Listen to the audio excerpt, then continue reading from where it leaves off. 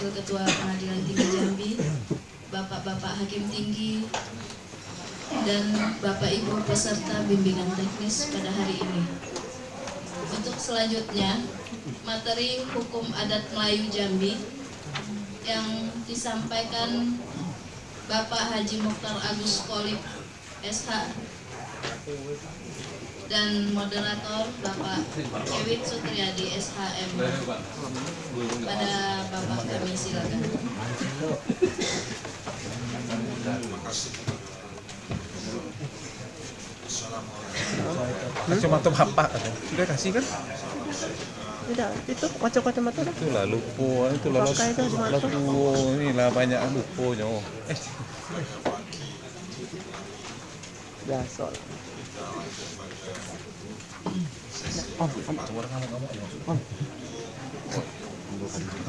Sopan santun. Ada kursi tidak? Tidak bisa di sini, tempat penuh. Aku sih sebelah sini dan bisa pas sebelah itu kan pintu buka.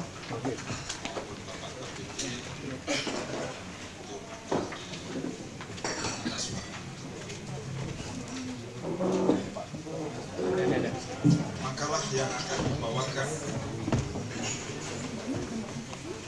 oleh Bapak biodata beliau, nama lengkap Mokhtar Agus Kholib SH, tempat lahir Pulau Tengah, Bangkok, tanggal lahir 17 Agustus 1949, pendidikan S1 Universitas Muhammadiyah Jakarta, istri adalah hakim yang juga menjabat sebagai wakil ketua hukum adat Melayu Jambi se-provinsi Jambi. Jadi beliau wakil ketua se-provinsi Jambi.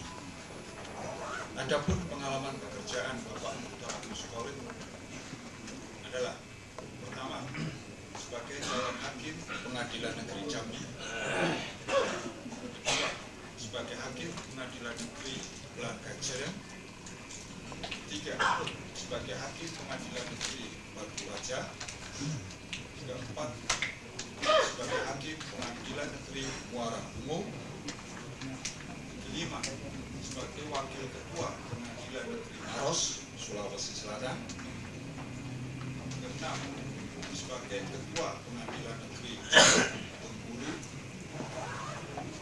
ketujuh sebagai hakim Pengadilan Negeri Jambi, yang kedelapan ini dibacakan dapat, yang delapan sebagai hakim Justisia Pengadilan Tinggi Jambi. Bagaimana mengenai adat Melayu Jambi? Sebelumnya waktu kami serahkan pada Mokhtar Agus Kholib untuk menyampaikan hal tersebut dengan waktu yang sudah ditentukan oleh panitia sekitar 30 menit, dimulai dari pukul 10:25. Yang terhormat Bapak Agus Kholib, kami persilakan. Assalamualaikum warahmatullahi wabarakatuh. Alhamdulillahillazi hadana lihaza wa ma kunna linahtadiya laula an hadana. Asyhadu an la ilaha illallah wa asyhadu anna Muhammadar Rasulullah. Rabbi shrahli sidri wa yassirli amri wa ahlul 'uqdatam min lisani wa yafqahu qawli. Bapak Adjatun Jaya, Tuada Perdata Mahkamah Agung Republik Indonesia, yang menurut suku adat Jambi, beliau adalah pucuk yang memuncak, urip dan menunggang, tempat berlindung segala rakyat dalam menegakkan hukum. Yang terhormat Bapak Ketua Pengadilan Tinggi dan Bapak Wakil Ketua Pengadilan Tinggi serta Bapak-Bapak Hakim Tinggi yang dalam bahasa adat Jambi disebut nan gedang julung besu, nan tinggi tampak jauh, nan putih tampak malam, bagaikan kayu gedang di tengah padang, daunnya tempat berlindung di kala panas dan hujan, batangnya tempat bersandar, akarnya tempat duduk. Payung panji dalam negeri, suluh pindang kampung halaman, tempat rakyat mengadukan nasib keadilannya. Yang terhormat Bapak Ketua Pengadilan Negeri se-Provinsi Jambi, Bapak Wakil Ketua Pengadilan Negeri se-Provinsi Jambi, yang menurut bahasa adat adalah orang tua cerdik pandai, alim dengan ulama, yang menentukan lantak nentak goyah, cermin nentak kabur di dalam menjaga hukum adat. Selanjutnya rekan-rekan hakim se-Provinsi Jambi yang menurut adat Jambi adalah anak muda yang cepat kaki ringan tangan, tegak di lawang nan sebut empat, beranjau tunjuk beketo betis, pejago siang tidur siang pejago malam, duduk merot ranjau, tegak meninjau jarah dalam menegakkan hukum adat Melayu Jambi. Dan kepada hadirin dan hadirat, kecik sakti tidak disebut namu, kedang batuah tidak disebut gelar. Sambutlah pertemuan, anggaplah pertemuan kita ini adalah silaturahmi antara lembaga adat provinsi dengan jajaran peradilan. Bapak-bapak, para hadirin yang saya muliakan, waktu setengah jam sangat tidak mungkin untuk menguraikan hukum adat Melayu Jambi. Namun demikian kita coba untuk memaparkan sadonan dapat, mudah-mudahan bisa menambah wawasan dari kita semua. Makalah yang saya tulis ini adalah suntingan dari buku yang sudah saya tulis yang berjudul Hukum Adat Undang 20 Hukum Pidana Adat Melayu Jambi. Ini hasil penelitian saya pada tahun 70 dan 79 yang lalu di Provinsi Jambi ini. Sebelum saya sampaikan paparan ini, saya ingin menyampaikan salam dari Ketua Lembaga Adat Melayu Provinsi Jambi, Bapak Dr. Andus Hasib Kalimudin Sam, yang seyogianya beliaulah yang berada di tengah kita pada hari ini. Akan tapi karena kesibukan beliau tidak sempat hadir. Dan menurut jadwal yang telah diberikan kepada saya, seharusnya jam 16 sore nanti terlaksana pemakalah tentang hukum adat Melayu Jambi ini. Saya didampingi oleh Wakil Ketua Lembaga Adat Morobungu dan Wakil Ketua Lembaga Adat Merangin dan Wakil Ketua Lembaga Adat Sarolangun.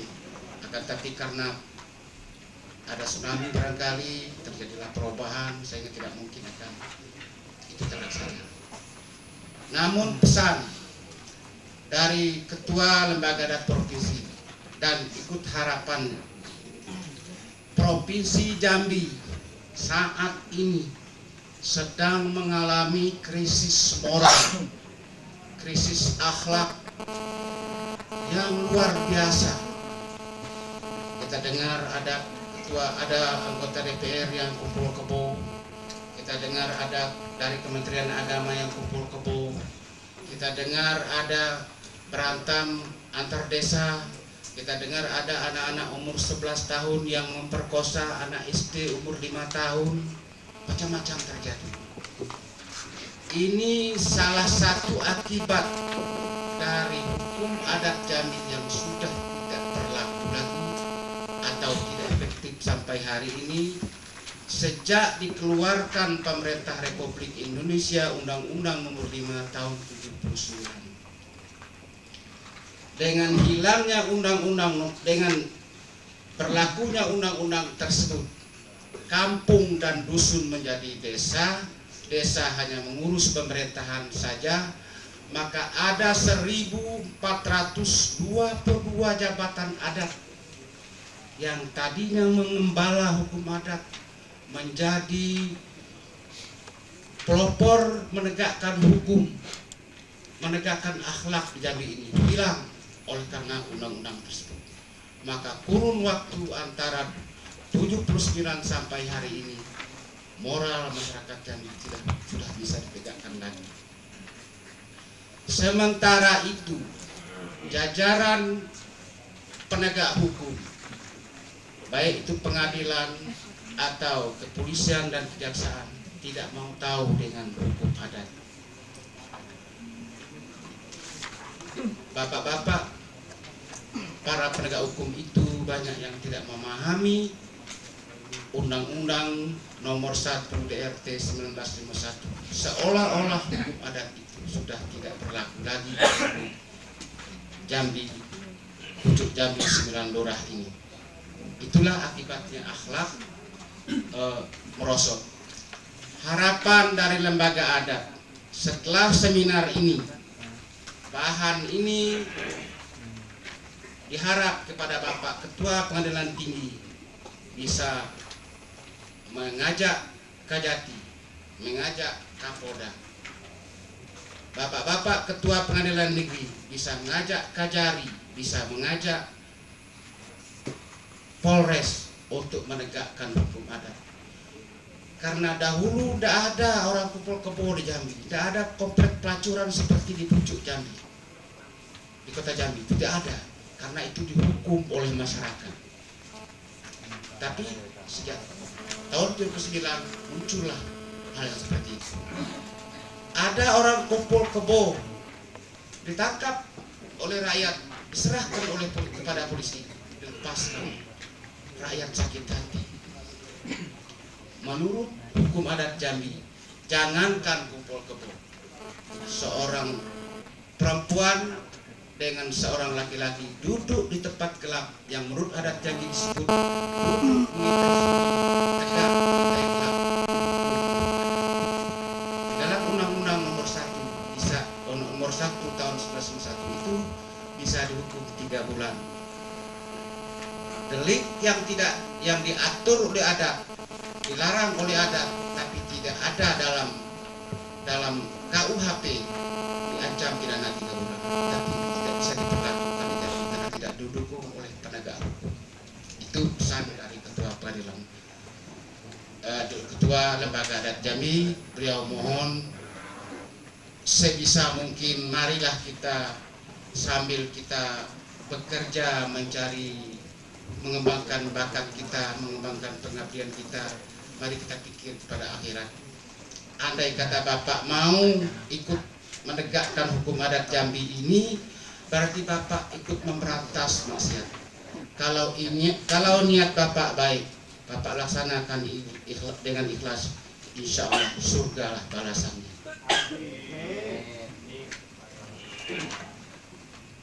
Bapak-bapak, para hadirin yang saya muliakan, nasib saya ini Bapak sudah tahu, nasib memang seperti roda.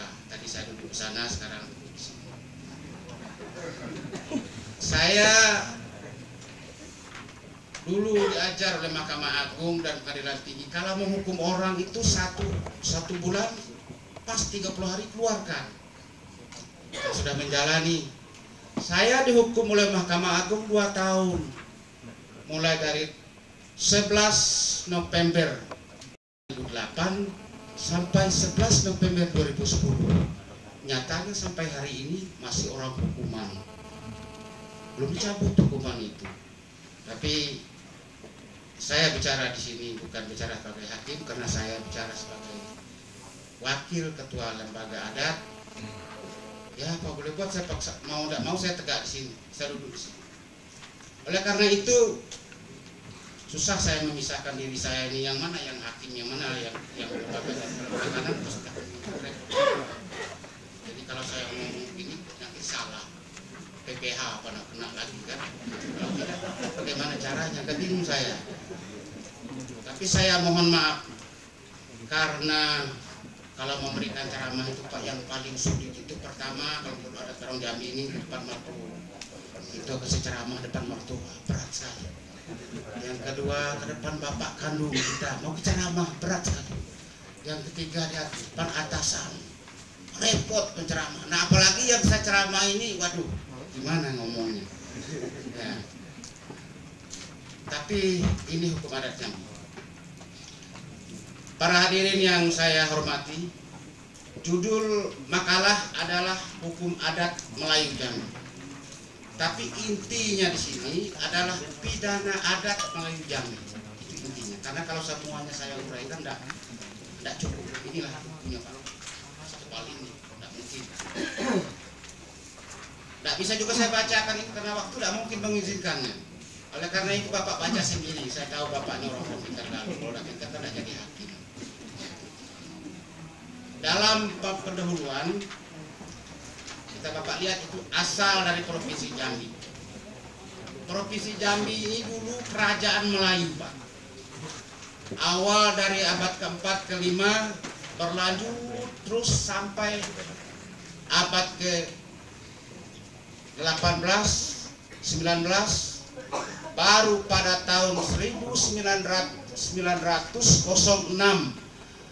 Provinsi Jambi ini jadi residen, baru dijajah oleh Belanda. Jadi lama sekali orang Jambi ini berjuang untuk melepaskan diri dari cengkraman Lepide Empera itu Pak.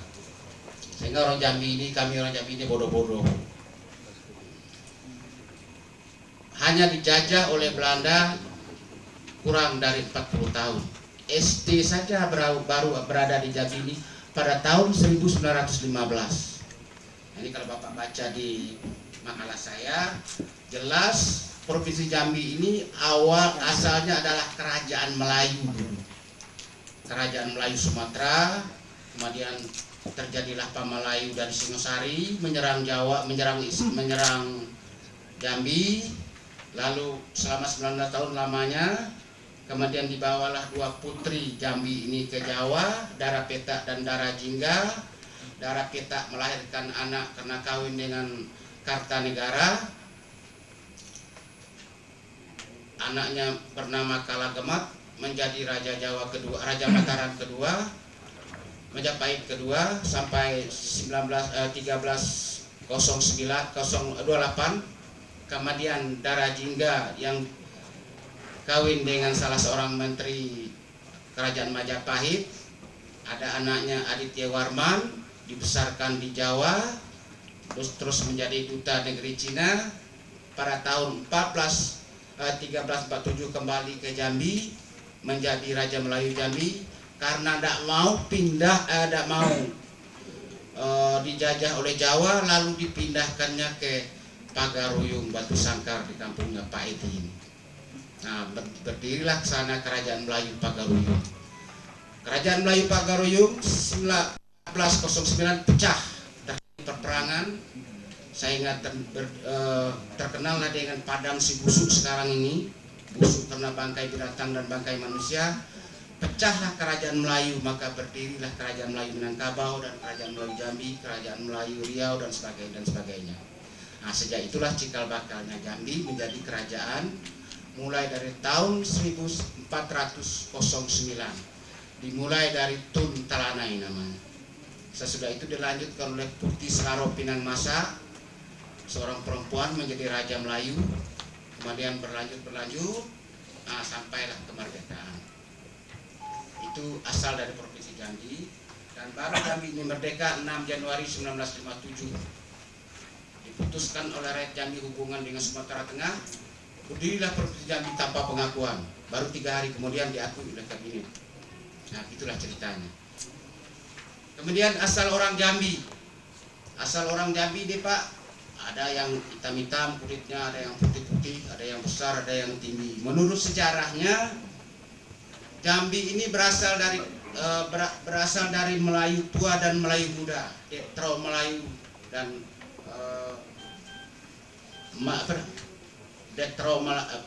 Proto Melayu dan Detro Melayu. Itu kurang lebih 10.000 tahun yang lalu. Jadi daerah-daerah Kerinci, daerah Merangin itu pada umumnya Melayu tua, tapi daerah-daerah pantai pada umumnya Melayu muda. Itu masih ditemukan alat bukti-buktinya berupa kapak batu, sedok batu, alat-alat berburu yang berada di Gua Tiongko di Sungai Manau dan sepanjang Bukit Barisan, Bukit Musurai, Gunung Kerinci dan sebagainya. Itulah asal orang Melayu. Lalu membentuklah menjadi suku Kerinci, suku Batin, suku Bajau, orang Penghulu, suku bangsa 12. Oleh karena percampurannya, maka orang Melayu menarik garis keturunan parental. Disebut dalam adat induk bapak nan berdua, nenek nan berempat, puyang nan 8. Dia menarik garis keturunan dari kedua orang tuanya. Itulah Melayu Jambi.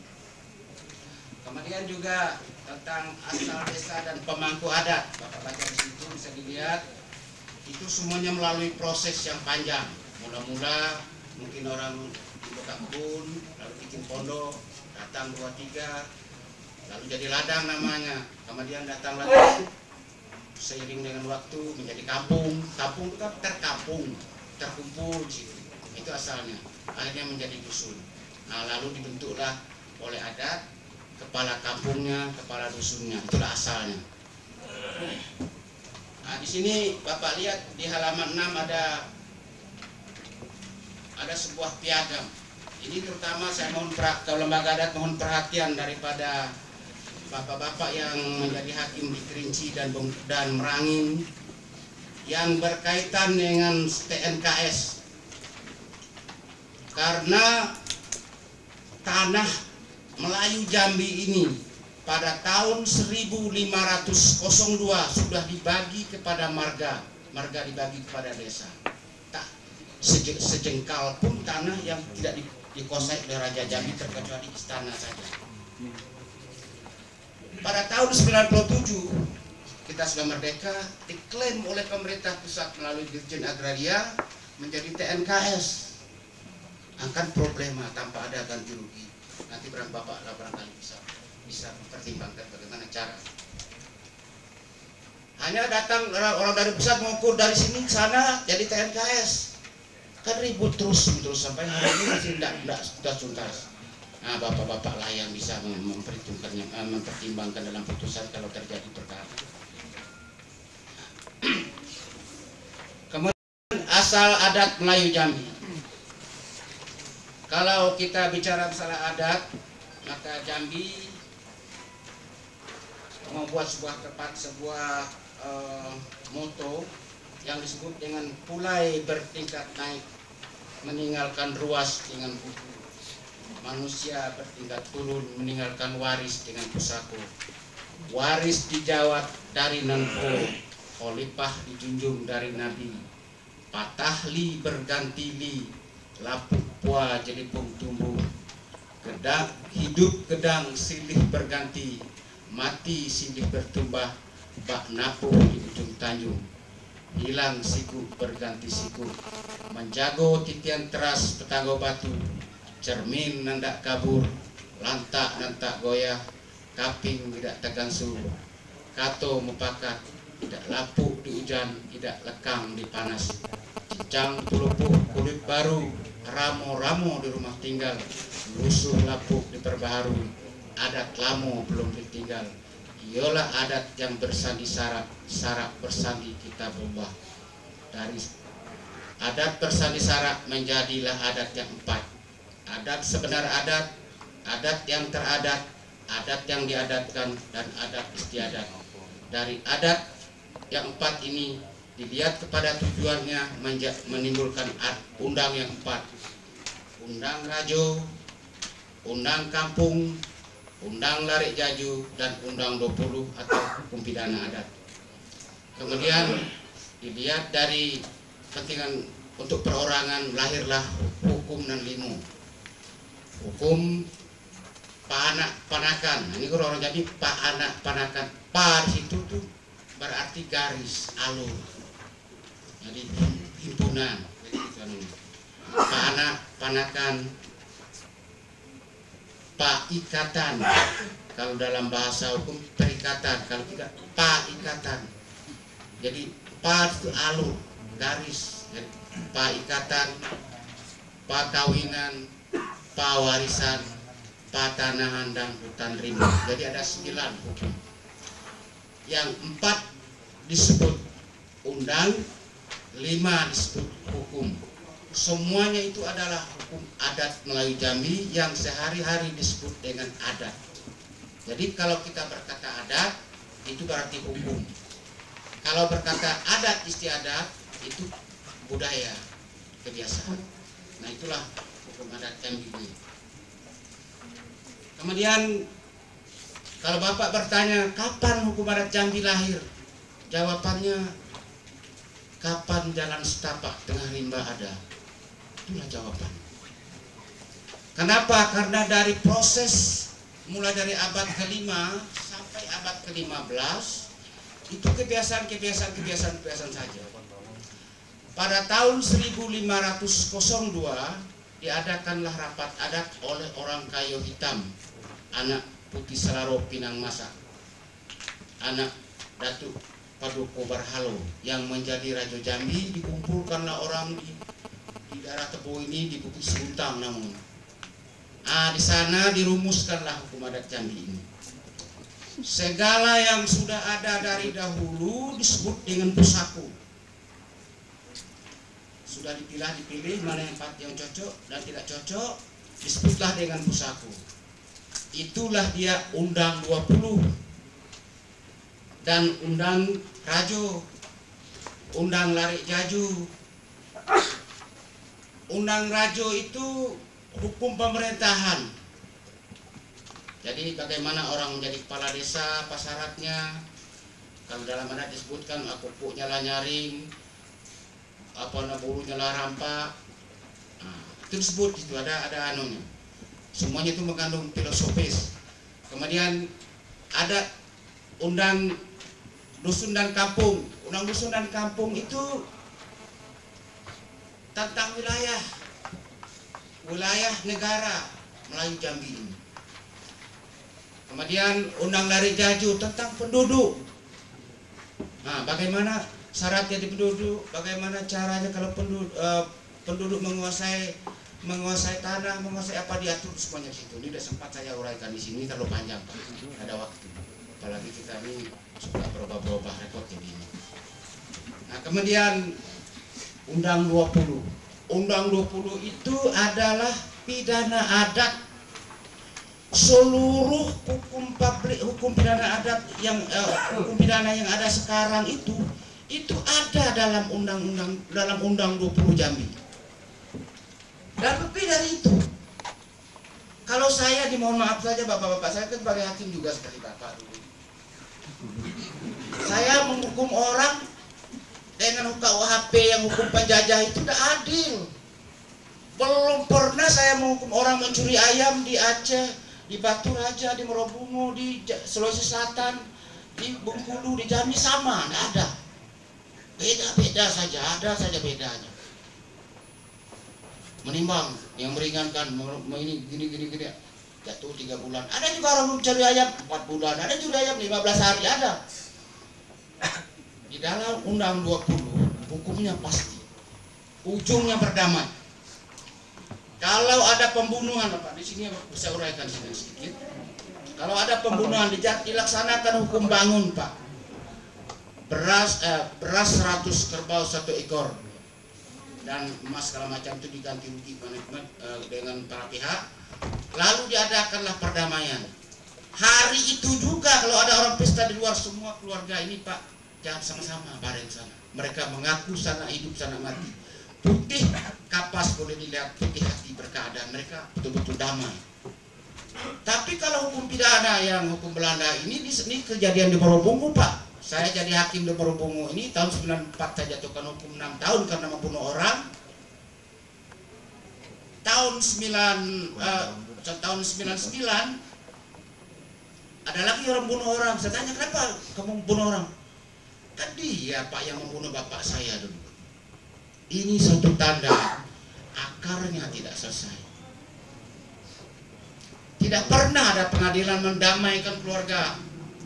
Malah barangkali dihukum Mahkamah Agung pula kalau kita ikut Islam. Bukan tugas kita kan. Nah, itu, Pak. Jadi kalau hukum adat akhirnya pasti berdamai kedua pihak apapun. Saya pernah katakan pada Pak Kapolda Jambi, Pak, lakukanlah hukum adat Jambi. Pada waktu sulak terjadi perkelahian, dia tidak mau. Saya bilang, Pak, di Sampit sana bergerobak kepala orang, tidak bisa diselesaikan oleh pengadilan, oleh polisi. Berdamai. Di Irian berapa banyak yang mati orang bentrok antar desa, dengan sumpah bakar batu saja selesai. Kenapa hukum adat yang begitu indah, berdamai, tidak mau kita laksanakan? Kata saya tidak tahu jawaban dia. Upah hukum tidak tertuliskan, beda dengan hukum tertulis. Nah sekarang inilah akibatnya di Jambi. Selingkuh anggota orang pengadilan aja yang belum. Kalau Pemda sudah pernah. Saya pernah di koran, PN Agama sudah, DPR sudah, guru sudah. Saya punya clipping di rumah tentang pejabat-pejabat yang selingkuh. Dibiarkan saja. Masalah orang adat Jambi minta kalau tidak dilaksanakan hukum adat, dia bawa ke pengadilan. Jangan dibiarkan. Kalau dibiarkan, dicontoh oleh orang lain. Kan enak juga kata orang lain. Itu. Nah ini yang harapan lembaga adat itu. Mari ditindak. Kalau kita tindak, pertama hukum tegak. Yang kedua pahala dapat. Kalau pahala dapat, surga lah balasan. Nah itu harapannya.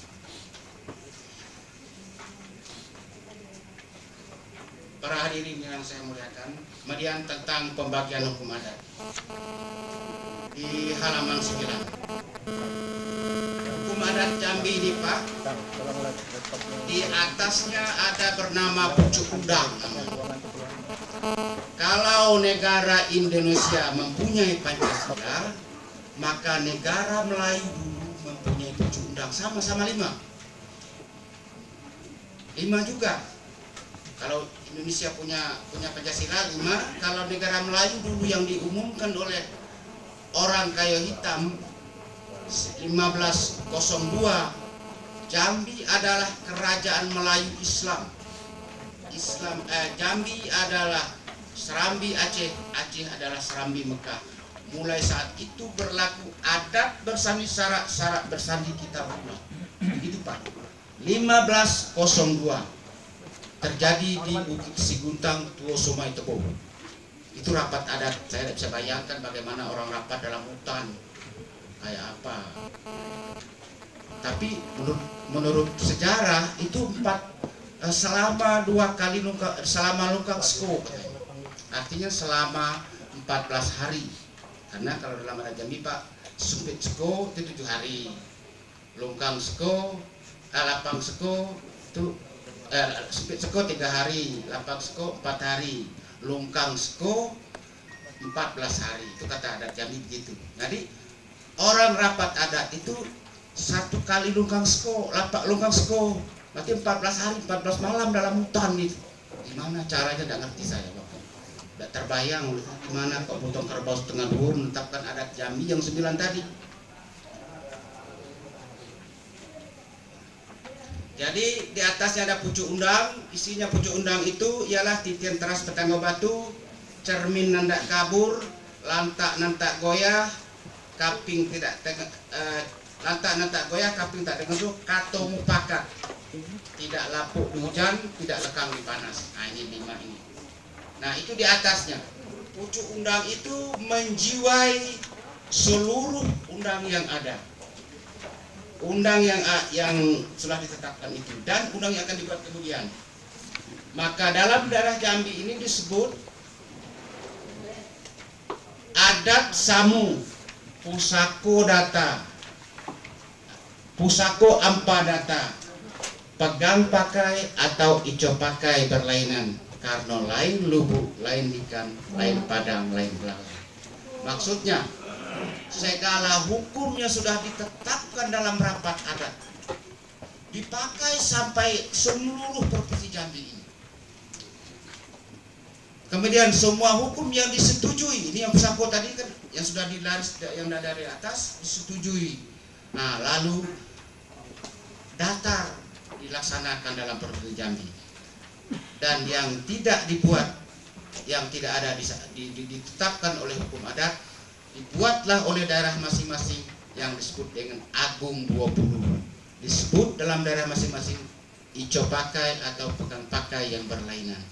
Jadi misalnya gantang orang Morobungu mungkin 10 cangking susu, gantang orang Kerinci mungkin 9, Merangin mungkin 7, nah itu yang berbeda-beda.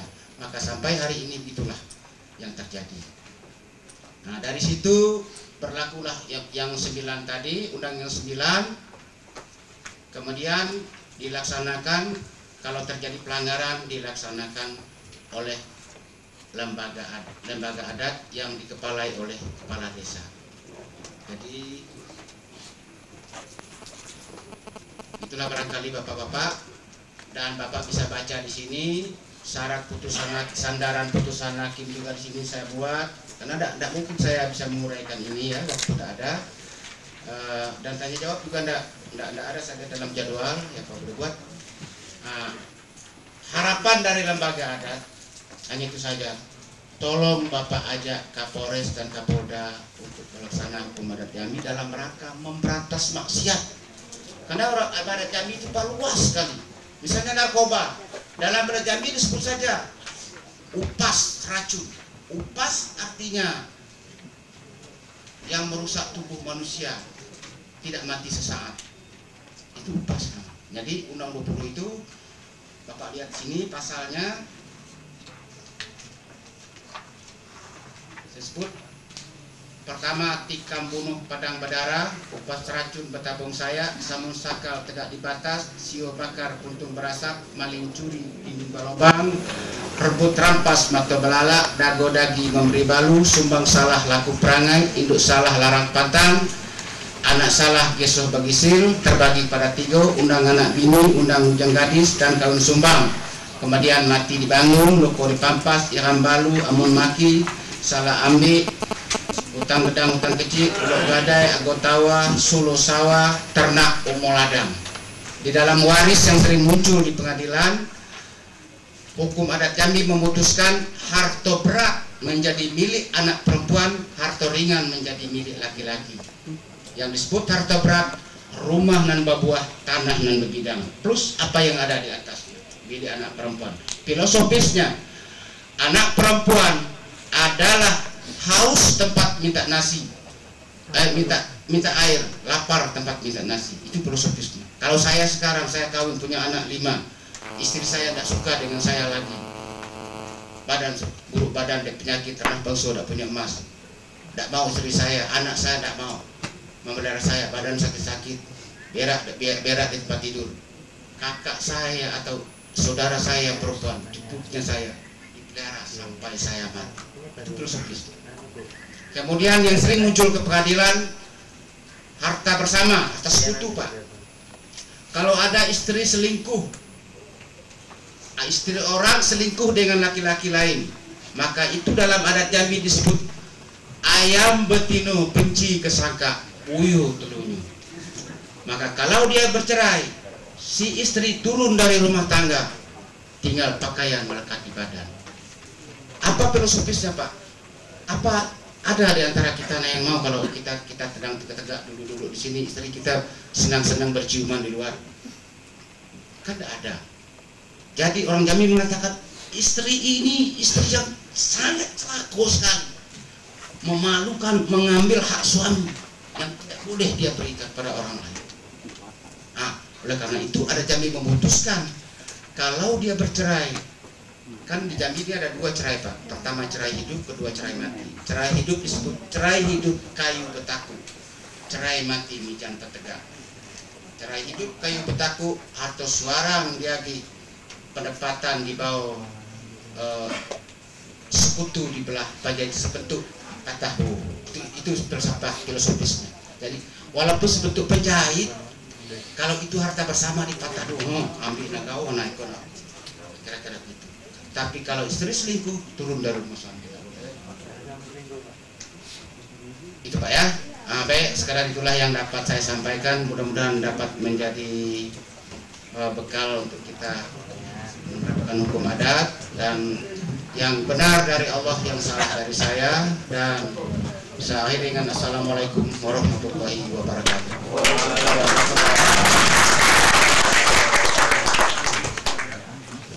Kita sudah mendengar uraian singkat padat dari Bapak Dr. Agus.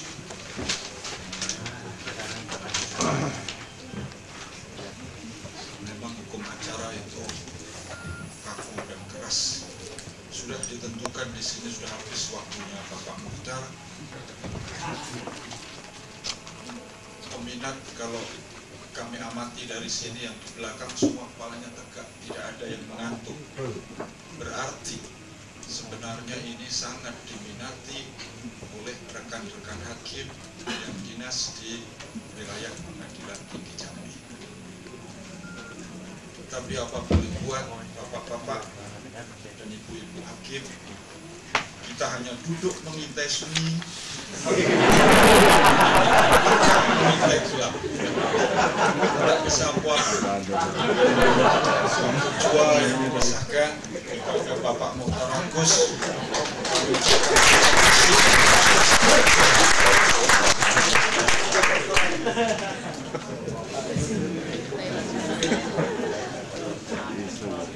terima kasih kepada Bapak Pemakalah. Untuk selanjutnya kami silakan kembali ke tempat semula.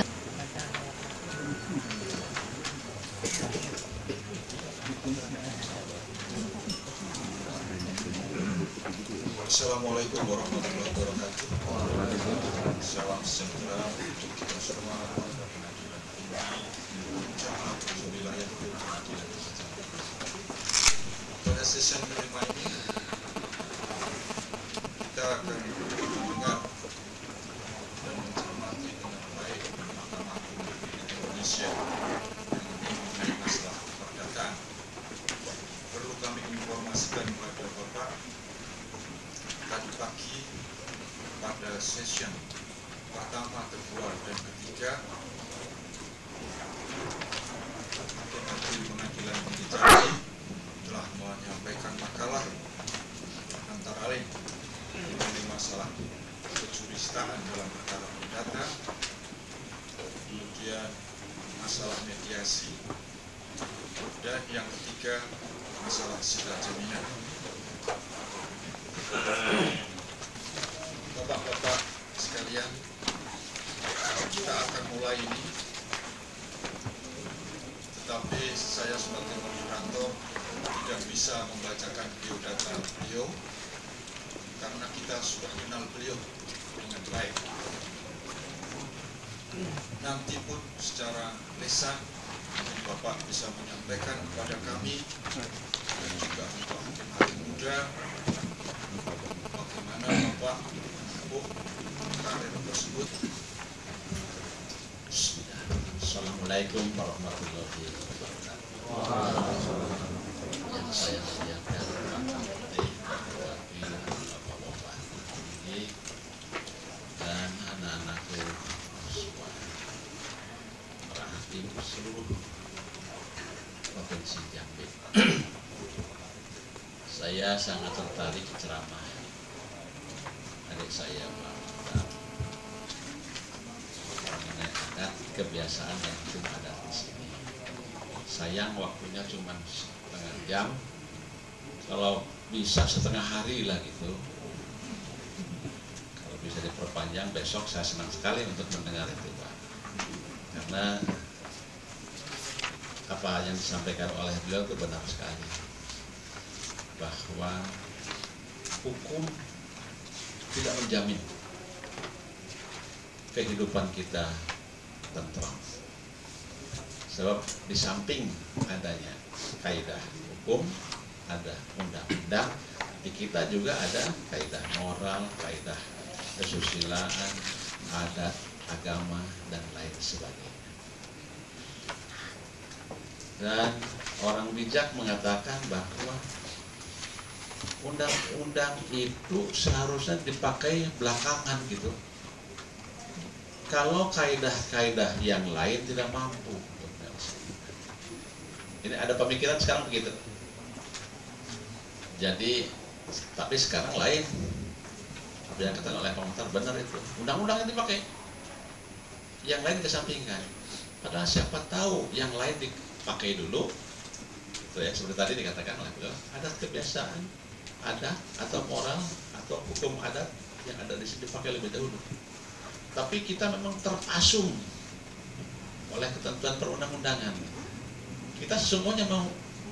Nah, oleh karena itu juga sekarang timbul pemikiran-pemikiran yang dinamakan dengan restoratif justice. Jadi ada suatu restorasi tentang keadilan.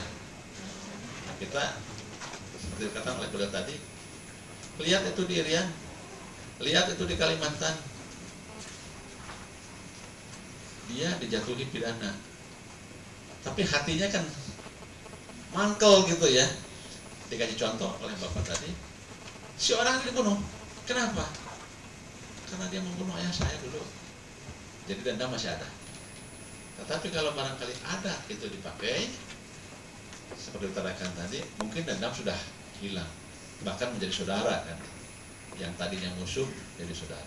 Nah ini dalam beberapa hal tertentu, Mahkamah Agung juga saat ini minta kepada para hakim untuk memperhatikan tentang restoratif justice. Tapi sementara ini masih dalam kejahatan-kejahatan tertentu. Misalnya tentang kejahatan anak, kenakalan anak. Si anak ini apa mencuri atau bagaimana, ada untuk orang yang dirugikan. Ini kalau dalam sistem restoratif justice, restoratif keadilan, ini anak ini jangan dimasukkan penjara. Diusahakanlah perdamaian antara keluarga si anak dengan keluarga yang dirugikan ini. Libatkanlah di situ pemuka-pemuka adat, libatkanlah di situ misalnya Pak RT, Pak RW dan sebagainya. Terjadilah sesuatu kesepakatan. Tidak diajukan perkara ini ke pengadilan, selesai dan masyarakat dia tetap aman. Tetapi kalau kita hukum, nah ini mungkin apa yang dikatakan oleh Pak Muhtar tadi benar itu, dendam masih ada. Jadi saya mohon dalam perkara-perkara seperti itu, ini kita cukup arif. Kalau mereka sudah berdamai,